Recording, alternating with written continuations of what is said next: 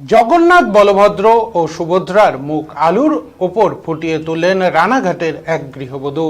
নদিয়ার রানাঘাটের 16 নম্বর ওয়ার্ডের বাসিন্দা শতাব্দী মণ্ডল সংসারের কাজকর্ম সামলে গত 3 বছর ধরে মেকআপ আর্টিস্ট হিসেবে কাজ করছেন। পাশাপাশি কচিকাঁচাতে ছবি আঁকাও শেখান তিনি। বরাবরই অন্য কিছু সৃষ্টির ওপর ঝোঁক শতাব্দীর।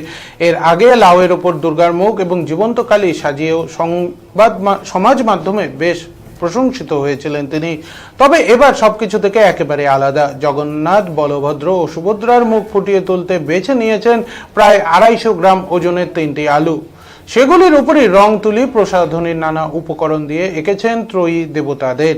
শুধু রঙের ছোঁয়ায় মুখের আদল তৈরি করাই নয়, সাজসজ্জা সরঞ্জাম দিয়ে সাজানো হয়েছে তাদের।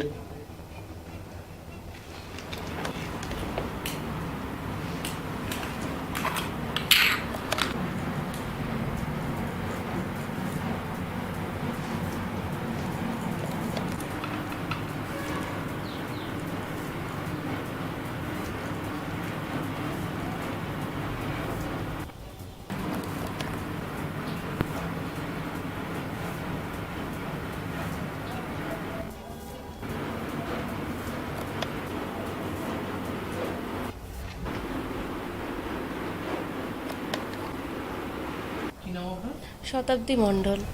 কি উদ্দেশ্য নিয়ে কি করেছেন আপনি?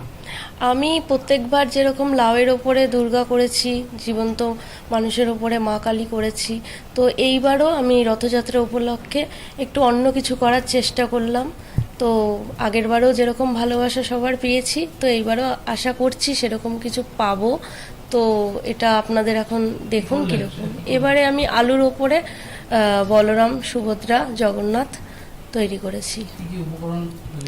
উপকরণ বলতে আমার রং তুলি, তারপরে সাজার জিনিস, তারপরে এছাড়াও ঠাকুরের জামা কাপড় যা যা লাগে সমস্ত কিছু দিয়েই আমি এটা তৈরি করার চেষ্টা করেছি। কতদিন সময় লেগেছে? এটা আমার খুব বেশি 6 থেকে 7 ঘন্টার মধ্যে আমার হয়ে গেছে। আপনি কি করেন?